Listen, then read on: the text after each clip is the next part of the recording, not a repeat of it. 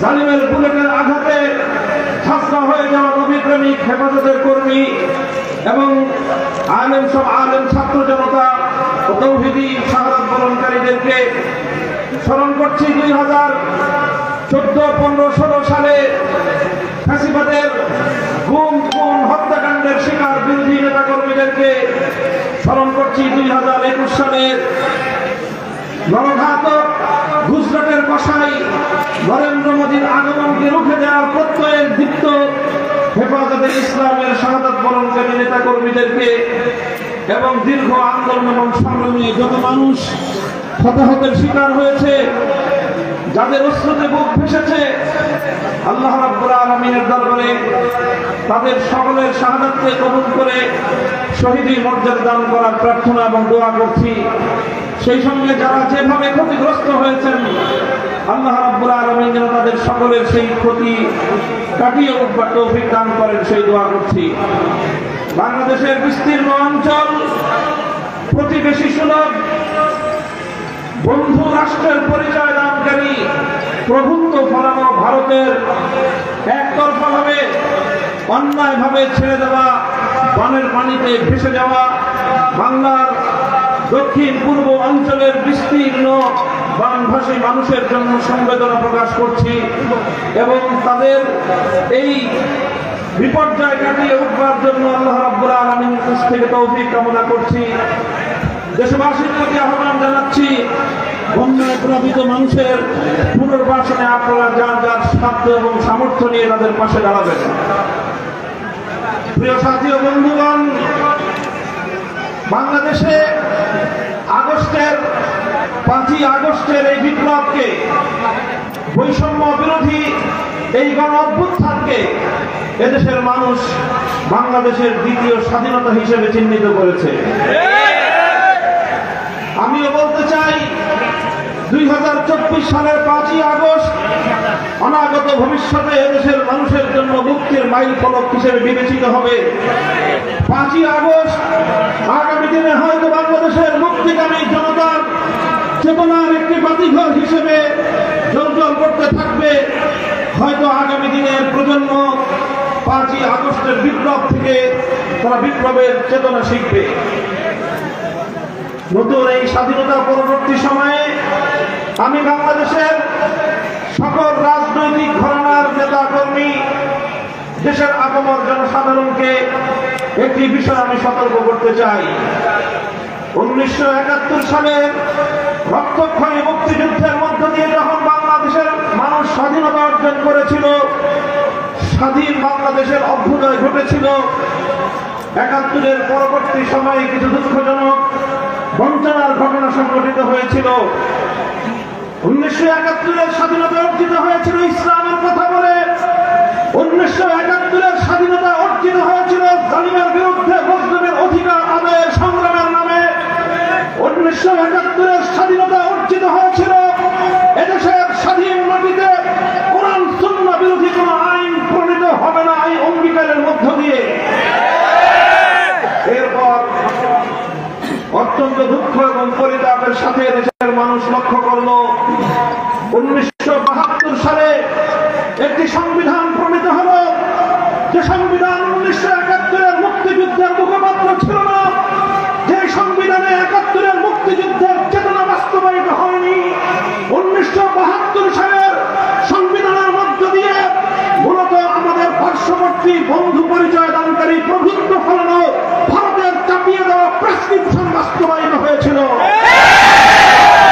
মুক্তিযুদ্ধের চেতনা বিরোধী মৌলিক নীতিমালাগুলোকে পুঁজি করে বাংলাদেশের গণমানুষের অভিপ্রায়, মানুষের ইচ্ছা, মানুষের চেতনা, মানুষের দীর্ঘ সংগ্রামের যে ঐতিহ্য, সে ঐতিহ্যকে ভুলুণ্ঠিত করে, সে ঐতিহ্যকে বৃদ্ধাঙ্গুলি প্রদর্শন করে ভারত সরকারের শিখিয়ে দেওয়া, তাদের লিখে দেওয়া সংবিধান বাংলাদেশের মানুষের উপর চাপিয়ে দেওয়া হয়েছিল।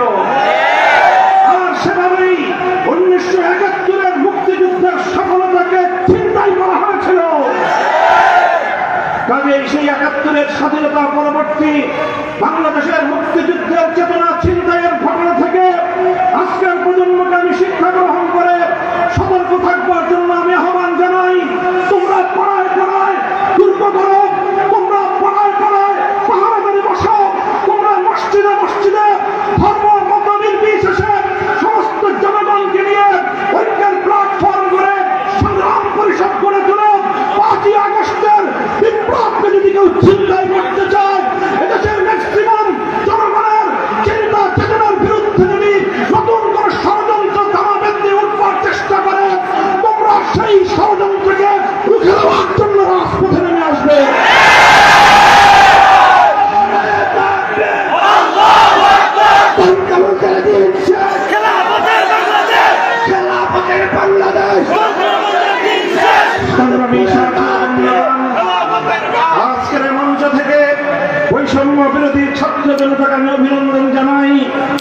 তারা শুধুমাত্র গণ অভ্যুত্থান অর্জিত হওয়ার পরেই, গণ অভ্যুত্থান সংগঠিত হওয়ার মাধ্যমেই তারা তাদের দায়িত্ব ক্ষান্ত করেনি, বরং নতুন অভ্যুত্থানকে ব্যর্থ করার জন্য জাতীয় এবং আন্তর্জাতিক পর্যায়ে ব্যর্থ করে দিয়েছে। আমি বাংলাদেশ সহ এদেশের আলেম সমাজকে বলতে চাই, শুধু আমাদের কট্টরপন্থী হিন্দুত্ববাদের আখড়া বাংলাদেশে পরিণত করতে দেওয়া হবে। বাংলাদেশ একটি উদার মুসলিম রাষ্ট্র, শত শত বছরের আন্দোলন এবং সংগ্রামের মধ্য দিয়ে স্বাধীন বাংলার এই ভূখণ্ড অর্জিত হয়েছে। এই স্বাধীন বাংলার ভূখণ্ড অর্জন করতে গিয়ে তিনটি আধিপত্যবাদী সংগ্রামের বিরুদ্ধে আমাদের গতিতে লড়াই করতে হয়েছে। 1971 সালে স্বৈরাচারী পশ্চিম পাকিস্তানিদের বিরুদ্ধে লড়তে হয়েছে।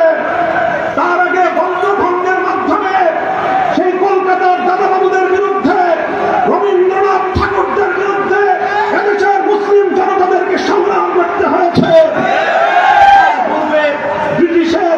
ব্রিটিশ বেনিয়াদের সাম্রাজ্যবাদের বিরুদ্ধে লড়াই করার পর স্বাধীন বাংলাদেশের মাটি মুক্ত হয়েছে।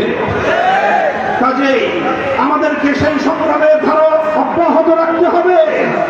এদেশের ৯৭% মুসলমানদের ধর্মীয় চেতনাকে পদপিষ্ট করে কবি রবীন্দ্রনাথ ঠাকুরদের গান বাংলাদেশের মানুষের তাদের উপর চাপিয়ে দেওয়ার ফ্যাসিবাদী সিদ্ধান্তকে পরিবর্তন করার জন্য অন্তর্বর্তীকালীন সরকারের প্রতি আমি জোর দাবি জানাবার চেষ্টা করি।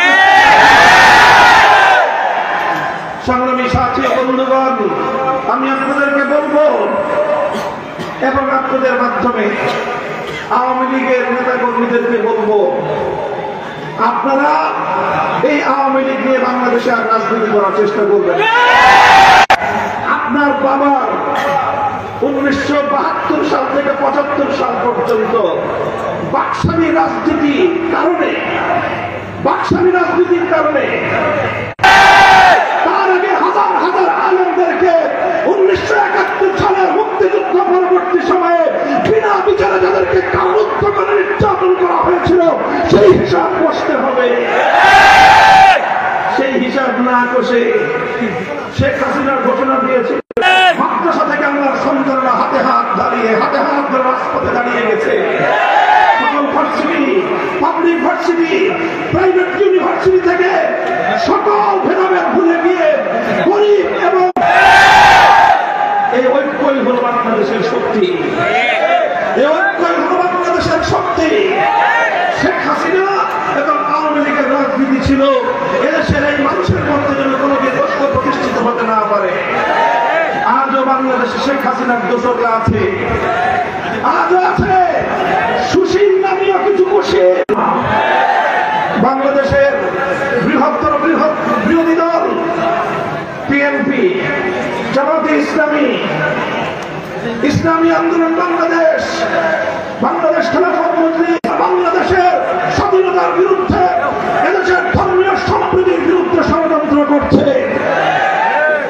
তাকে অতি দ্রুত সময়ের মধ্যে বিচারের মাধ্যমে প্রতিবেশী আছেন, প্রতিবেশী থাকবেন, সন্তানদেরকে দাবায় রাখতে পারবেন না। গানের পানি দিয়ে আমাদেরকে ভাসিয়ে মারার চেষ্টা করেছিলেন, কি পেয়েছেন? এদেশের মানুষকে